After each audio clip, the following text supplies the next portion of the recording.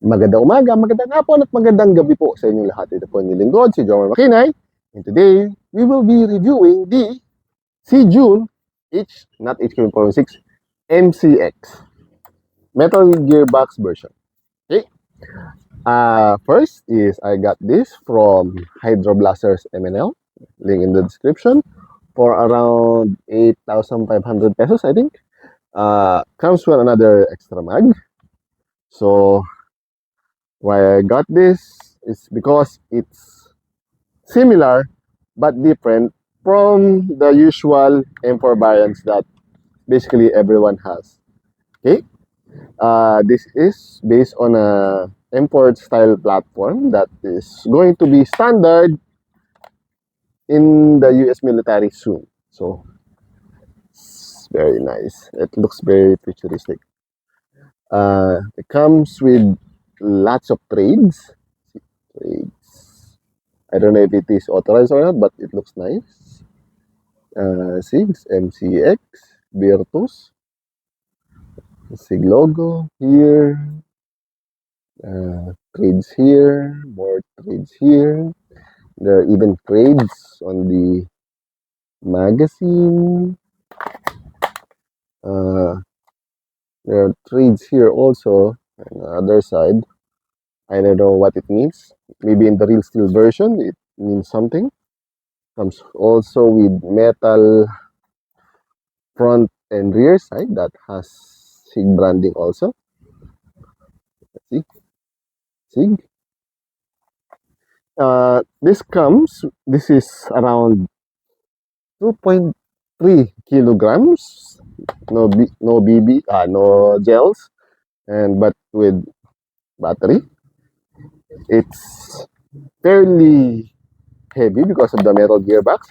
It's a all nylon construction with metal outer barrel, and it comes with a metal flash hider, but I removed it because I need a hop-up.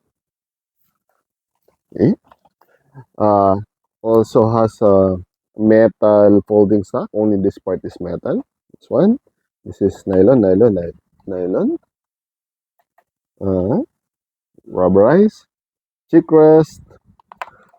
Comes with ambidextrous selector switch, which is nice.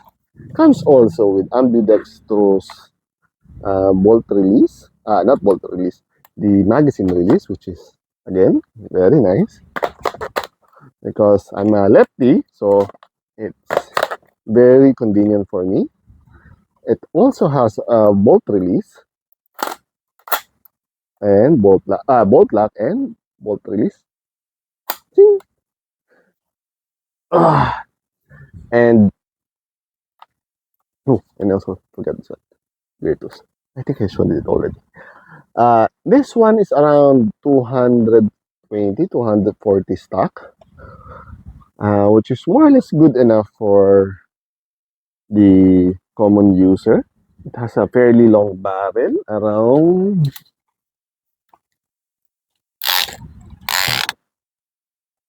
310 to around 320 millimeters barrel.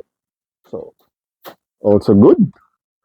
I think my only complaint is the battery is located here in the front of the handguard, so it wobbles a lot and it doesn't give much space for a different battery.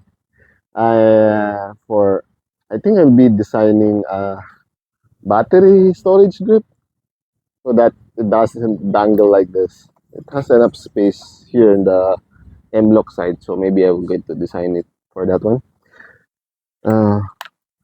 And oops, ooh, the motor is a quick detach type and comes with come here. I think this is a 480 size. 480 or come here. Pause for a bit. It also comes with a 480 size motor, so That's also nice. Trades, last, it's said earlier, all nylon construction. This looks really, really nice. It's looks very different from the usual M4 barons that I usually have. I think the folding stock is a slight uh, downgrade. You need to press here, need to press it up and fold. It's a small downgrade, um, or maybe I'm just not used to it because it's a rail type butt stock, stock connector. See, this is a rail. So I think this is becoming a recent standard in the US. I don't know why. So you cannot attach yet. Let's say if you want to change to a back tube, but don't worry, I'm going to design it and post it in my Lazada stores. Oh, it also comes with the sling attachments, ambidextrous also, here and here.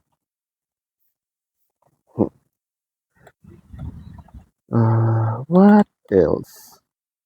Oh, value for money. Overall, if you're fed up with the M4 platform, this is a very good alternative. Since it's a metal gearbox and it's made by Sijun, it's strong enough to handle most of the springs. I'm planning to do something on this unit, so watch for that one.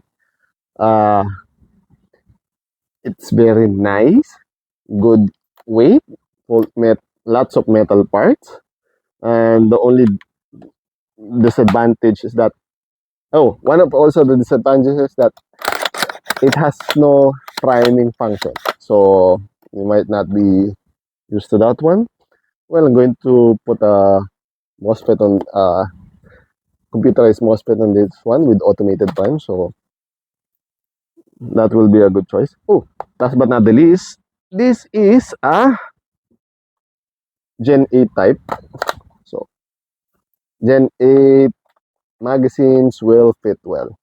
Although some might be a little bit wiggly, this one fits well. But the stock one is a little wiggly. So there might be some mag compatibilities depending on the manufacturer of the mags. Well, anywho, if you have any questions, suggestions, violent reactions, just post it down in the comment section down below and I'll answer it as soon as possible. Hanggang sa muli, paalam!